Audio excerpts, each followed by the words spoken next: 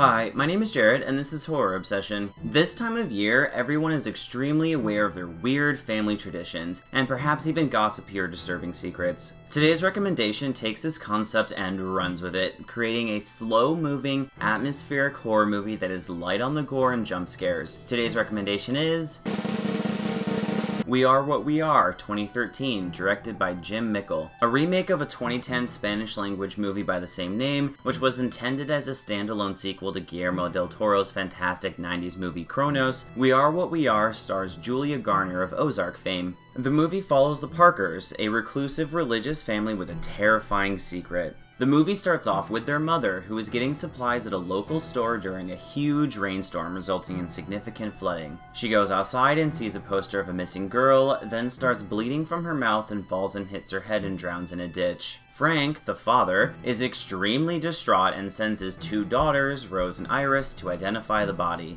Back home, the sisters argue about whether they should continue with the family tradition now that their mother is gone. Their little brother, Rory, wanders into the shed where he stumbles on a young woman held captive, who Frank explains is a monster. Rory accepts this explanation, and I know kids are pretty stupid, but man, he's more gullible than Frodo for believing Gollum just wanted to help them destroy the ring. So anyway, a local doctor performs an autopsy of the mother's body, and there are some suspicious findings. And his suspicions are compounded when he finds a human finger bone wash up in the river next to his house. As the doctor tries to unravel the mystery, the flood may have washed up a part of the past best left buried. And that's the setup for We Are What We Are, a wonderful movie which really takes its time to set up the characters and the town where the story takes place. The pace of the movie is slow enough many audiences may get tired of waiting, but if you are the kind of person with the patience for a good story, you will absolutely find one here. The acting is superb, and Julia Garner, Amber Childers, and Bill Sage all knock it out of the park with subtle, nuanced performances which frankly carry the entire movie.